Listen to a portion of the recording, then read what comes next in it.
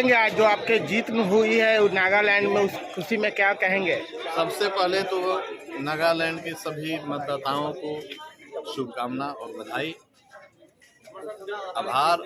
हमारी पार्टी लोक जनशक्ति पार्टी वहाँ 16 सीटों पर मात्र चुनाव लड़ी थी और 16 सीटों पर चुनाव लड़कर 8 सीटों पर हम रनर में रहे हमारे जो प्रत्याशी थे, बहुत कम अंतर से चुनाव हारे हैं और 2 सीटों पर हमारी जीत सुनिश्चित है। 2 सीटों पर हमारी जीत सुनिश्चित हुई है, जहां एक तरफ वहीं दूसरी तरफ हमको अकेले हमारी पार्टी लोक जनशक्ति पार्टी रामविलास को 9% मत प्राप्त हुए हैं, जो हमारे पार्टी के उत्साह को बढ़ाने का काम करेगा। जब राष्ट्रीय अध्यक्ष वहां एक दिन भी नहीं गए तो हमारे पार्टी के उम्मीदवारों को 9% मत प्राप्त हुए हैं।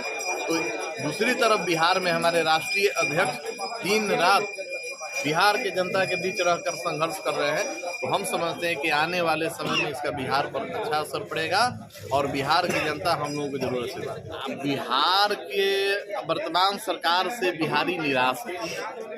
आज आप देखेंगे तमिलनाडु में क्या हो रहा है। जो बिहारी मजदूर या हिंदी भाषी मजदूर अपने मजबूरी में, बिहार सरकार यहाँ रोजगार की व्यवस्था जब नहीं करा पाती है तो अपने मजबूरी में पेट पालने के लिए, बाल बच्चों को पढ़ाने के लिए, 2 टाइम का अपना चूल्हा चलाने के लिए अन्य प्रदेशों में जाने को मजबूर है। और तमिलनाडु में, अन्य प्रदेशों में प्रत्येक वर्ष किसी न किसी प्रदेश में बिहारी मजदूर होता, बिहारी छात्र होता, उनको प्रताड़ित किया जाता है, उनको मारा जाता है। 12 लोगों की वहाँ हत्या कर दी गई, अनेकों लोग घायल हैं। इसके लिए जवाबदेह कौन है, जिम्मेवार कौन है? हम आपके माध्यम से राज्य सरकार से मांग करते हैं कि तमिलनाडु सरकार से बात करें और बात करके बिहारी जो हमारे वहाँ सुरक्षित हैं उनको सुरक्षित घर वापस लाएं और उनको बिहार में रोजगार दें। सर, बजट को लेके क्या कहेंगे? बजट के बारे में हम लोग पहले ही चर्चा कर चुके हैं। बिहार में जो बिहार सरकार ने बजट बनाया है, आप खुद बता दीजिए, आप सब भी बिहार से ही हैं, आपको उस बजट में क्या नया दिखा? कौन से नए रोजगार के अवसर दिए गए हैं? यहाँ की मूल जो समस्या है, शिक्षा, स्वास्थ्य, रोजगार, इस तीनों में बिहार सरकार ने नया क्या कर दिया? कौन सा ऐसा बजट बनाया जिससे यहाँ युवाओं को रोजगार मिलेगा? पर्यटन के नए उद्योग बन जाएंगे, नए कुछ उद्योग आ जाएं, ऐसा कुछ इस बजट में नहीं दिखता है। बिहार की जनता इससे निराश है। चलिए, थैंक यू सर। क्या कहेंगे आज जो जश्न आप लोग मना रहे हैं उसके बारे में क्या बोलेंगे? ये स्वाभाविक जश्न है, पार्टी के लिए बेहद खुशी का मौका है।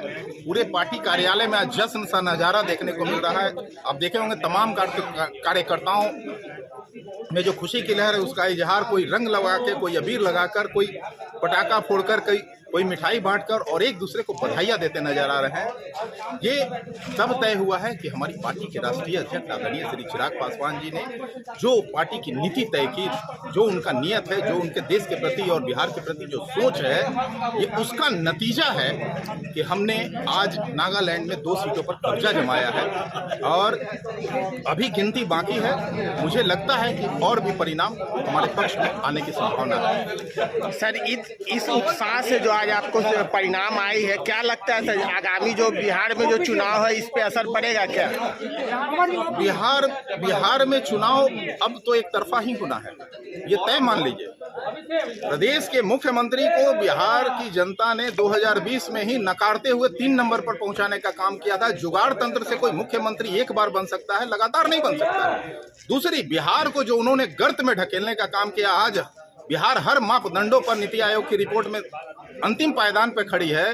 बिहार पूरा त्राहिमाम कर रहा है। देख रहे हैं कि बिहार के युवा, बिहार के छात्र, बिहार के मजदूर, बिहार के शिक्षक जब भी सड़कों पे उतरते हैं तो उनको एक ही भाषा समझाई जाती है, वो है भाषा लाठी।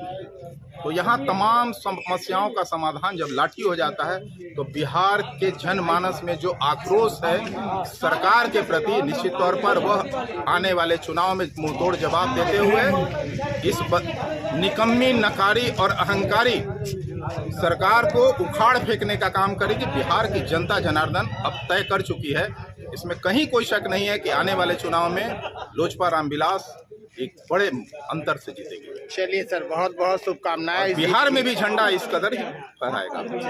Thank you.